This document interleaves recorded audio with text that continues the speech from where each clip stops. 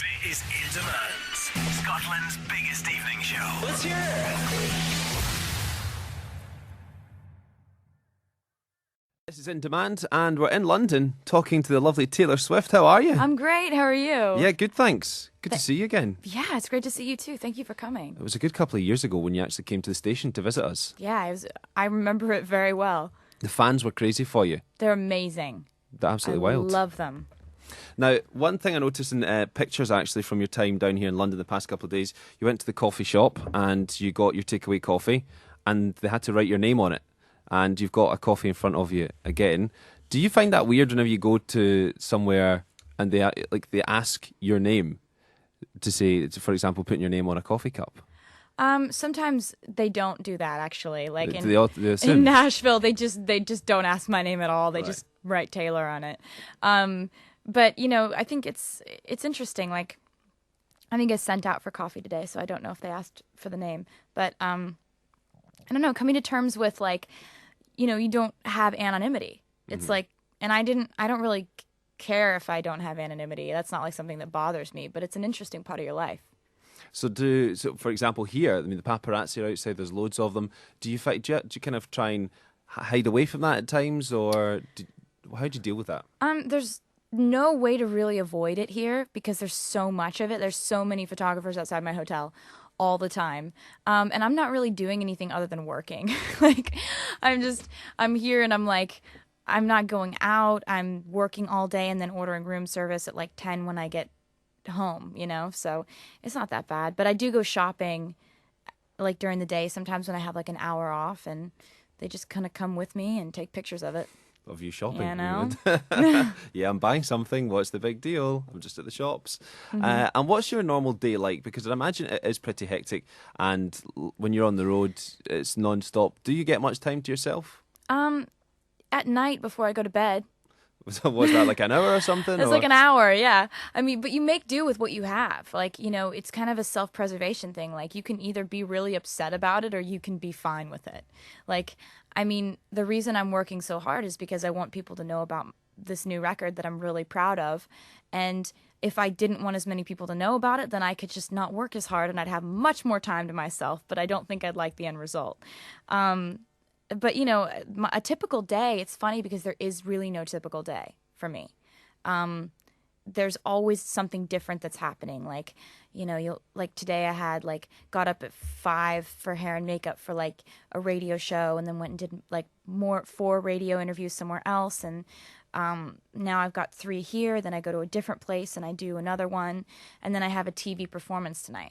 So how do you chill out? If you do get that hour to yourself before you go to bed, what do you play computer games? Do you just read? What do you do? I watch TV or I watch movies. What's your favourite TV show to get into? Grey's Anatomy or Girls on HBO or CSI, like any crime-solving show. Does that takes your mind away from everything? You get your head into something like CSI? You just go into a different story and you're just not thinking about, you know, what you're stressed out about.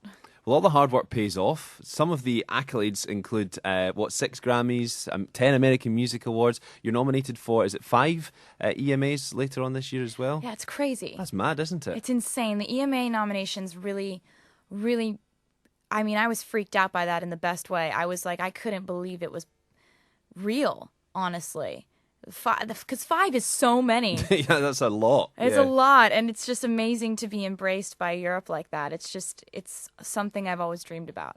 And you're going to be performing at the EMAs as well, is that correct? Yeah. Well, so not only no pressure there trying to Pressure's scoop 5 on. awards Oh my and get up on God. that stage. It's crazy. And what does that mean though when Europe recognises you like that? Because like we say, Grammys, American Music Awards, they're big across the world. They're predominantly known as something out of America, but to have European recognition, what does that mean to you? It means everything to me. I mean, I think for me, I've been coming over here for years, but to have the song finally being played everywhere, like to have a song that's like on the radio all the time, it's wonderful. It's an amazing feeling. And I've always loved coming over here to see the fans and to play shows, but I think there's a whole different level of excitement that I feel when I hear my song on the radio here. Do you have you ever been bored of a song on the radio, or do you still have the turn it up moment when you hear your songs on the radio? Oh, I turn it up every time I hear it on the radio. It's Windows down? that never gets old. It's just such an Singing along? exciting feeling. I don't sing along though. No, all right, okay, that's too far. Too far. Yeah. Turn it up as loud There's as you the want. line you crossed. Yeah, It. sorry, I'll go back over the line. As well as all those awards, you've recently been named one of the top earners in showbiz under 30. Are you good with your money? Do you save money? Or do you like to kind of go out and reward your friends and family and yourself? I try to be sensible about it, but I still I'm not like I don't want to spend any of my money. I mean, it's the fans have given me an opportunity to get to, buy great Christmas presents for my family and, buy a house at like 18 Wow. and then, another one at 21. It's like, it's amazing to get to stay in a house that I bought in California, not a hotel. Mm-hmm. Like, it's just, it's a wonderful feeling to have that, that kind of stability financially. It's a wonderful thing that my fans have done for me, and I'm really appreciative of it. And what's been the craziest thing that you've maybe bought as a Christmas present or a present for someone else? Have you gone and bought anyone like a car or pets or? No, I haven't done that. I need to get on that. Yeah, you need to. What am I supposed to do? Like exotic animals? Yeah, because as a family member or a friend, Just get them like a couple of parrots, like a giant snake, like a python. Yeah. No. A giraffe. I don't know if you could buy one of them. Yeah, but I don't know. I just feel like they wouldn't want to live with me. They'd want to be in Africa, and I'd just like send them back home and be like, run, Yeah, that's go true. free.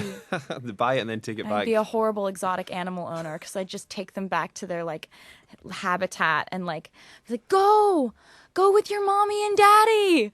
Run free, little animal. Yeah. Well, listen, Taylor, you mentioned the fans a lot. We've got some questions that have come in from the fans as well, so we'll get through them next on In Demand.